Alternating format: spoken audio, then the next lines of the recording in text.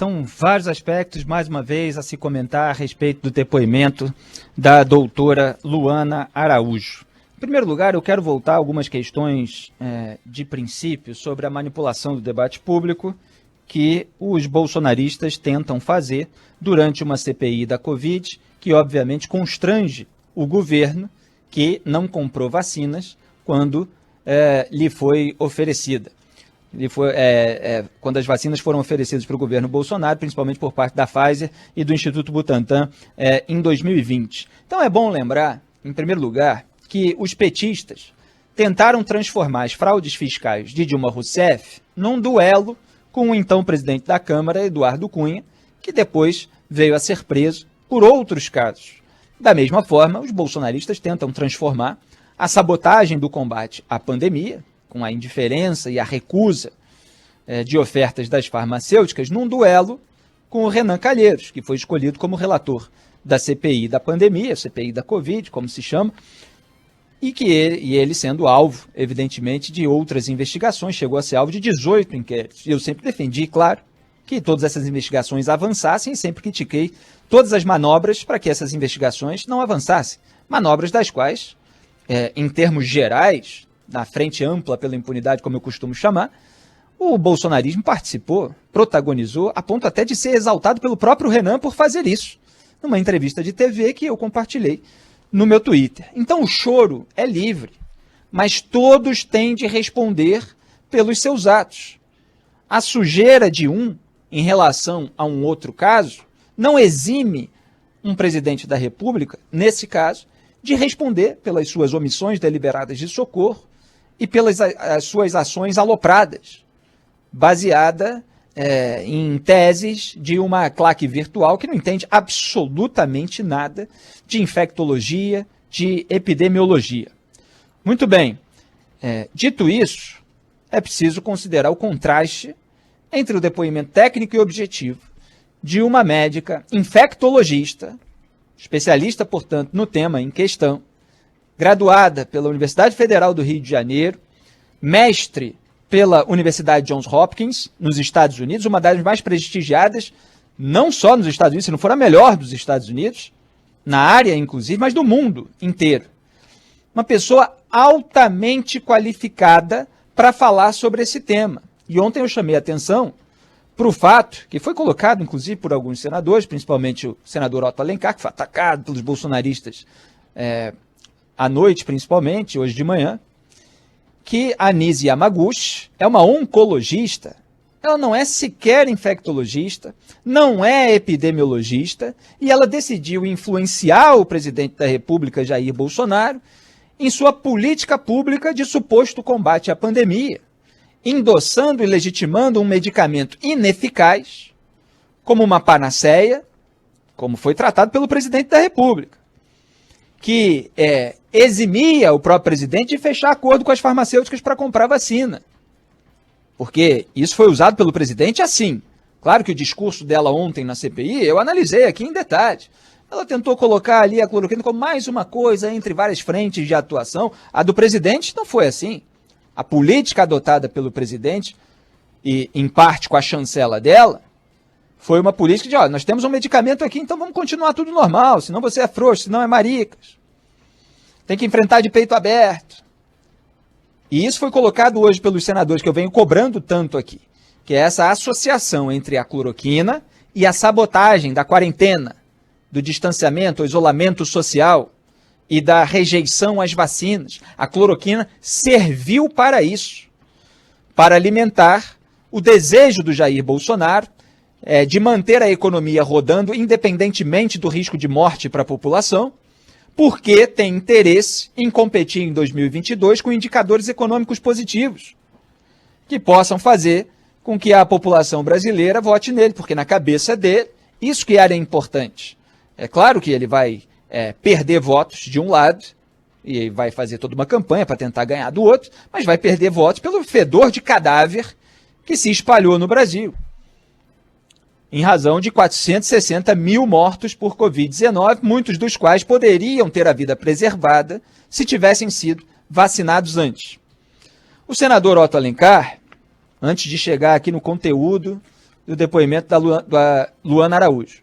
Foi atacado pelos bolsonaristas que, de repente, eu tinha até ironizado ontem no programa, e eles só pesaram a mão depois. E hoje, inclusive, na própria comissão, com a sua base governista atuando como se fosse a bancada da chupeta petista na comissão de impeachment da Dilma Rousseff.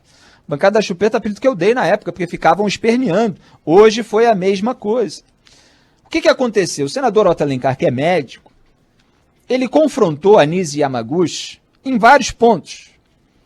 E eles, em vez de contra-argumentar a respeito daqueles pontos, eles tentam dizer que o senador desrespeitou a doutora. O ponto principal do confronto foi ele ter cobrado nome, endereço, CPF, teste pré-clínico, teste clínico, monitoramento posterior, tudo aquilo que deveria embasar a defesa que a Nise Yamaguchi faz da hidroxicloroquina.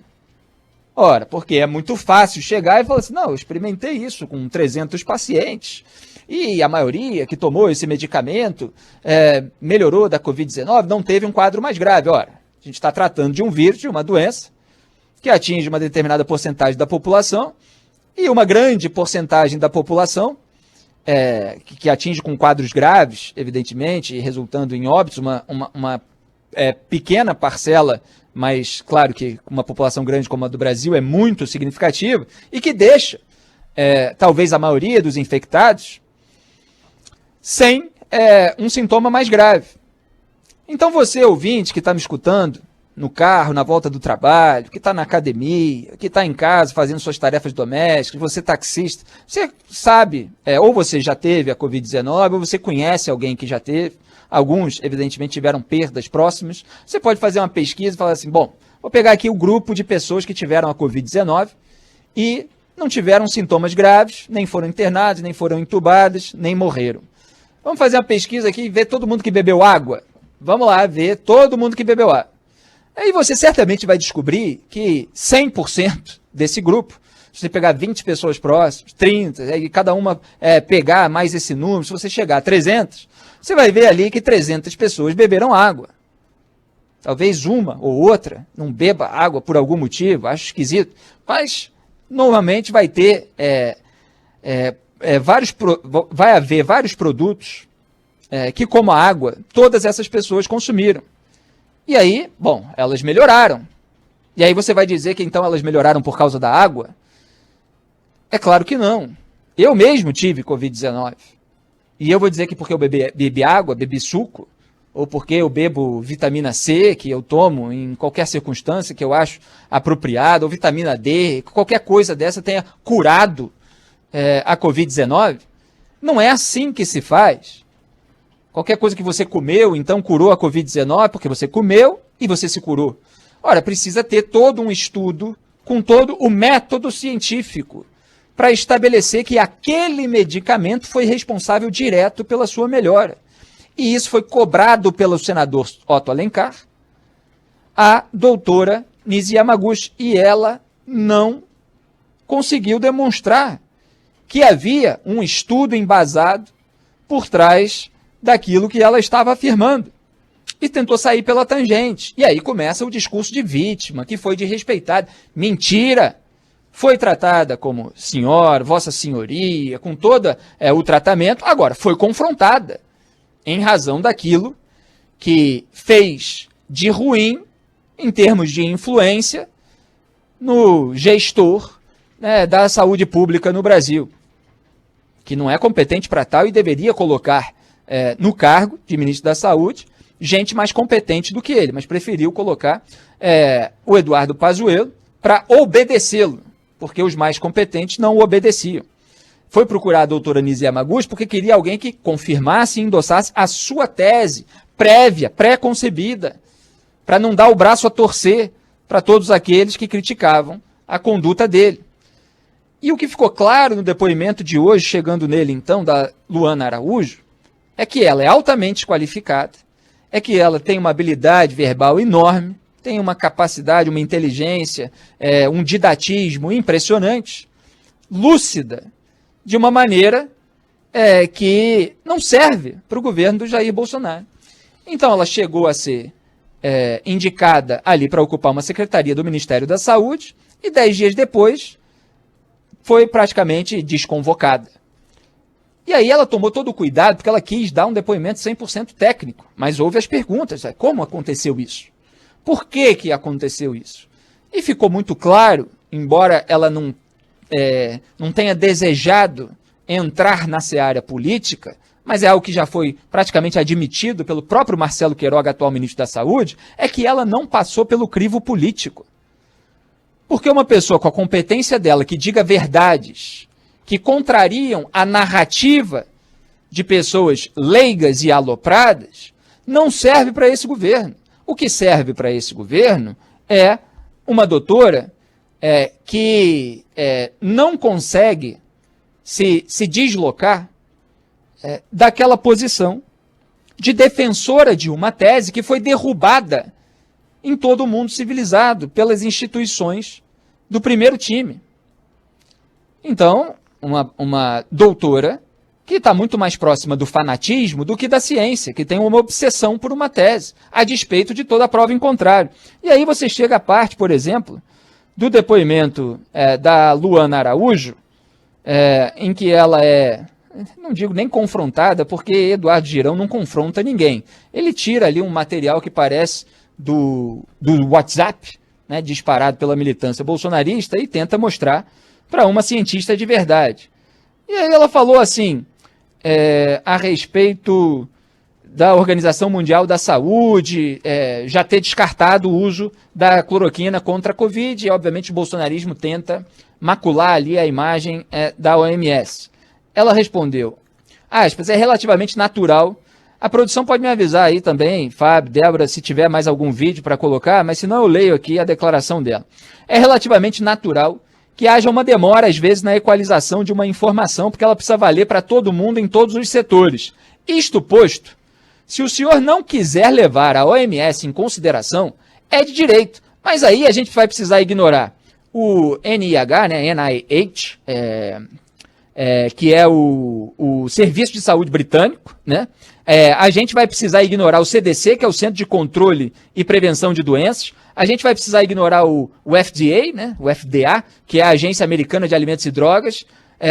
O EMA, que é a Agência Europeia de Medicações. O IDSA, que é a Sociedade Americana de Doenças Infecciosas.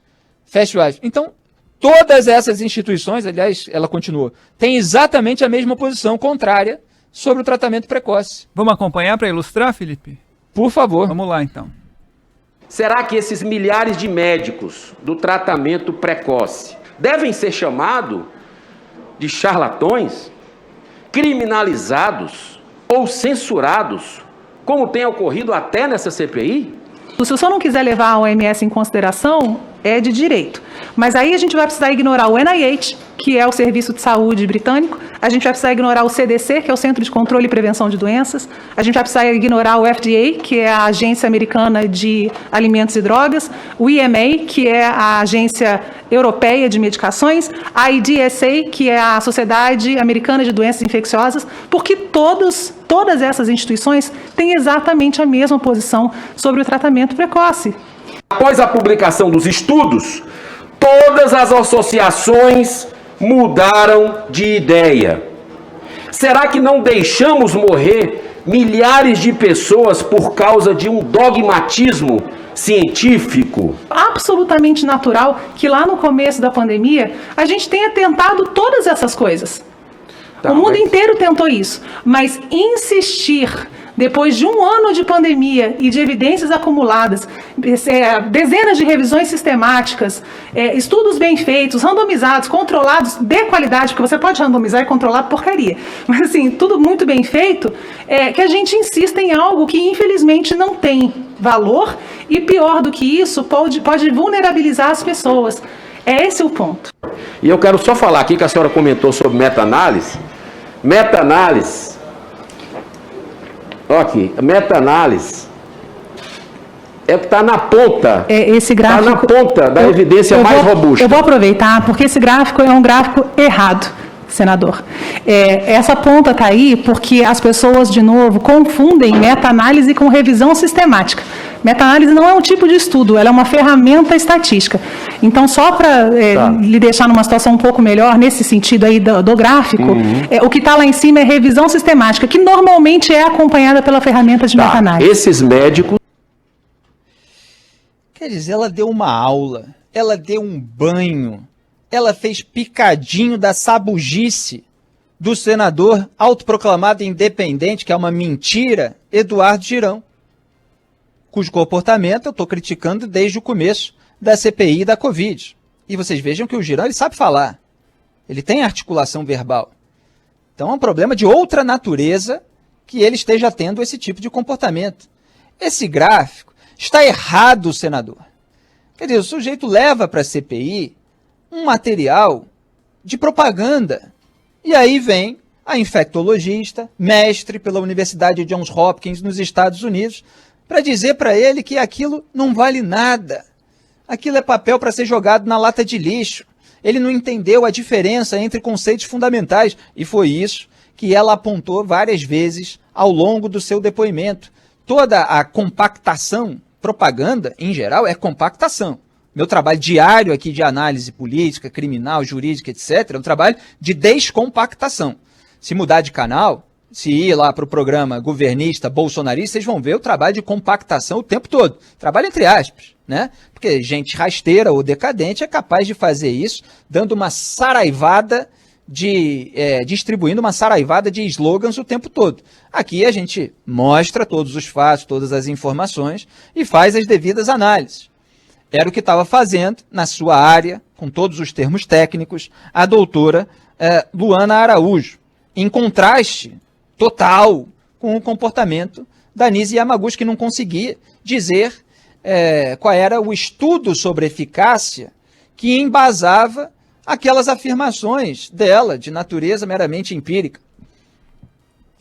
Aliás, o senador Alessandro Vieira a confrontou depois do horário do nosso programa de ontem, a doutora Nise Yamaguchi, para mostrar que o estudo que ela estava dizendo que era o lastro científico para a eficácia da hidroxicloroquina havia sido descontinuado por falta de resultados que indicassem o proveito no uso desse medicamento. Está lá, eu compartilhei inclusive o trecho do vídeo no meu Twitter, não dá para mostrar aqui todos os trechos importantes de ontem e hoje. Então, é um contraste imenso entre uma cientista de verdade, que está tratando da realidade e está mostrando, olha, ciência não é opinião. Opinião, às vezes até os médicos têm, só que a partir do momento em que se tem a coleta de todas as evidências e que se estabelecem as melhores práticas, acabou isso. Aí se fala, autonomia, tem que ter autonomia. Ela fala, olha, a autonomia do médico, ela pode até existir, só que baseada em determinados pilares. O pilar das evidências científicas, o pilar da ética e o pilar da responsabilidade. Se o paciente morrer com a medicação que o médico julgou adequada para dar naquele momento de uma maneira autônoma, ele tem de ser responsabilizado por essa morte. Era isso que a doutora Luana Araújo estava falando hoje. E aí um senador falou, e se curar e tal? Ela falou, não é o que aconteceu na Covid-19. Não houve cura por meio desses medicamentos que esteja comprovada por todo o sistema científico, por todo o método científico. E aí ela foi explicando em detalhes como funciona esse método científico, como funcionam as revisões sistemáticas que ela distinguiu aí da meta-análise como uma ferramenta estatística.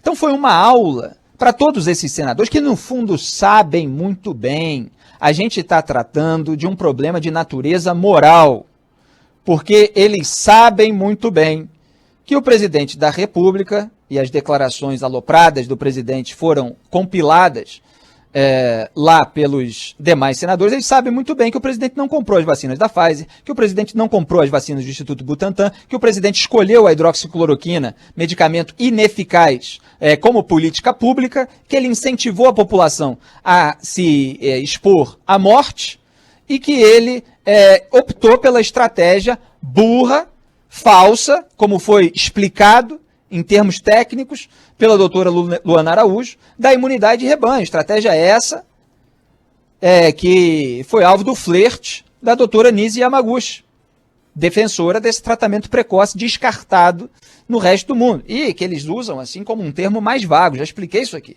para fugir do descrédito que ficou o medicamento específico da hidroxicloroquina, esse que foi usado no Brasil como política pública, gerando gastos públicos. Porque o Bolsonaro levou o exército a produzir, houve mais produção, armazenamento, um monte de iniciativas e até a tentativa de usar Manaus, no Amazonas, como experimento, né, o laboratório da hidroxicloroquina, o que está sendo investigado também na CPI da Covid.